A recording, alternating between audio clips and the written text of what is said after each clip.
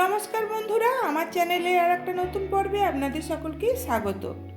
আমার আজকের রেসিপি পাওভাজি মশলা। কিভাবে ঘরোয়া পদ্ধতিতে মার্কেটের মতো পাওভাজি মশলা বানানো যায় সেই রেসিপিটাই আজ আমি আপনাদের সঙ্গে শেয়ার করব।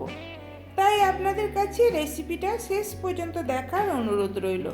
রেসিপি ভালো লাগলে লাইক, কমেন্ট, শেয়ার আর আমার চ্যানেলটা সাবস্ক্রাইব করে দিয়ে পাশে থাকা বেল নোটিফিকেশান অল করে রাখবেন।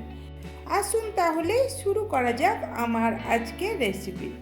পাওভাজি মশলা বানানোর জন্য গ্যাস অন করে কড়াই বসিয়ে দিয়েছি আর কড়াইয়ে দিয়ে দিলাম 2 চামচ গোটা ধনে। সাধারণত যে চামচে করে আমরা ডাল সবজি খাই সেই চামচের মাপেই আমি সব কিছু নিয়ে নিচ্ছি। দিয়ে দিলাম 1.5 চামচ গোটা জিরে আর 1 চামচ মৌরি। তারপরে এই শুকনো মশলাগুলোকে 1 মিনিট মতো লো ফ্লেমে ভেজে নেব।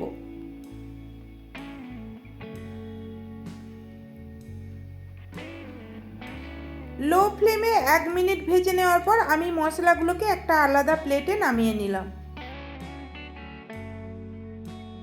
তারপরে আবারও কড়াই বসিয়ে দিয়ে গ্যাসটা অন করে দিলাম। এখন আমি কড়াইয়ের মধ্যে দিয়ে দিলাম 2 টুকরো দারচিনি। দেখুন আমি একটু বড় সাইজের দারচিনি নিয়েছি।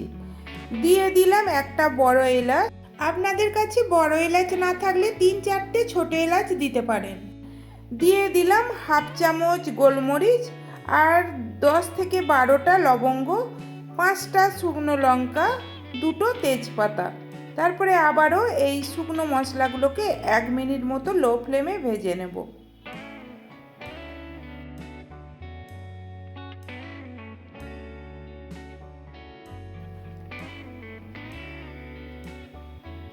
আবারও শুকনো মশলাগুলোকে ভেজে নেওয়া হয়ে গেছে, এগুলোকেও আমি প্লেটে নামিয়ে নিলাম।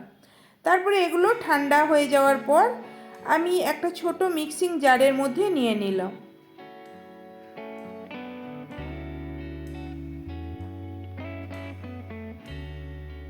এর মধ্যে দিয়ে দিলাম ওই চামচের মাপেরই 1 চামচ আমচুর পাউডার, দিয়ে দিলাম 1/2 চামচ বিট নুন আর 1 চামচ হলুদ গুঁড়ো। তারপরে এই সব মশলাগুলোকে আমি ভালো করে গুঁড়ো করে নেব। দেখুন আমার গুঁড়ো করে নেওয়াও হয়ে গেছে। এইবার এই মশলাটাকে আমি একটা বাটিতে নামিয়ে নেব। রেডি হয়ে গেল আমার পাওভাজি মশলা। তাহলে বন্ধুরা, কেমন লাগলো আমার আজকের এই পাওভাজি মশলা রেসিপি? যদি ভালো লাগে বাড়িতে আপনারাও বানিয়ে দেখবেন। বাড়িতে বানিয়ে থাকলে কমেন্টে আমাকে জানাবেন কেমন হয়েছিল।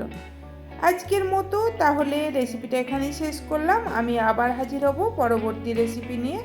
আপনারা সবাই ভালো থাকবেন, সুস্থ থাকবেন। ধন্যবাদ।